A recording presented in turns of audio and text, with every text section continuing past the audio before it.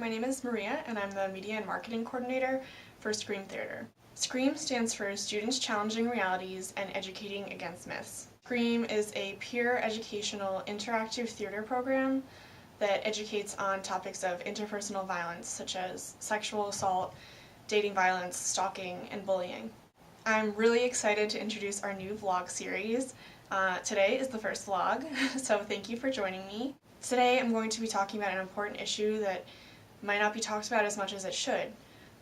Today we're going to be talking about stalking. So before we continue, this is just a brief trigger warning.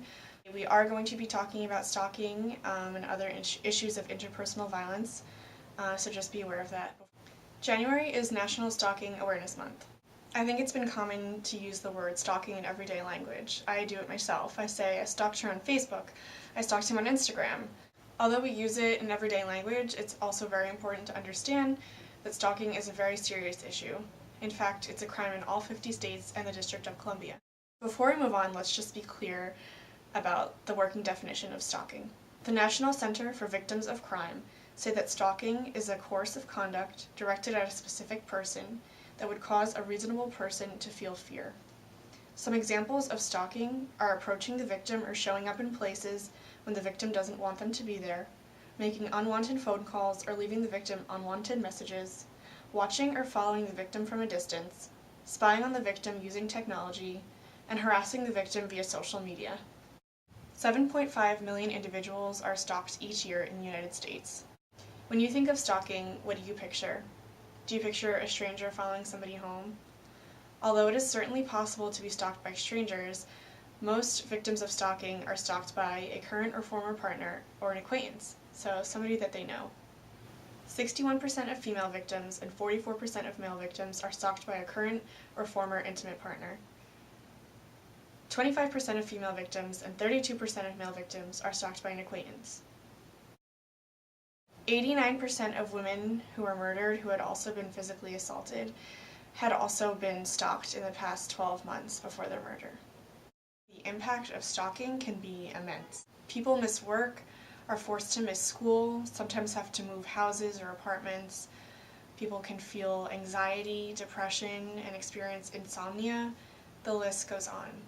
Being aware of these statistics and this information, you might know someone who has been or is a victim of stalking. Today, I'm going to give you 5 ways that you can be a great friend and support them. Number 1, listen and believe your friend. This, first and foremost, involves not trivializing or minimizing their situation. Stalking is not something that should be made fun of or taken lightly. It's a very serious issue, as I have probably said already 5 times throughout this whole video. Your response, especially if you are the first person that they're telling about this, is really crucial in determining their next course of action. So try to stay calm, believe them, listen to them, and sit with them for as long as they need. Understand that every situation is different. You might know somebody who has also been a victim of stalking in your past. Just because they felt this way or that way, or decided to do X, Y, and Z, does not necessarily mean that your friend at this present moment will want to do the same thing or feels the same way. And lastly, never blame your friend. Stalking is never the victim's fault. Number 2, do not respond to the stalker in any way. This involves giving the stalker any information about your friend or you, or reaching out to the stalker and asking them to stop. Although you might feel angry or really passionate about sticking up for your friend, reaching out to the stalker may only increase the stalking or harassment. Number 3, advise your friend to document everything.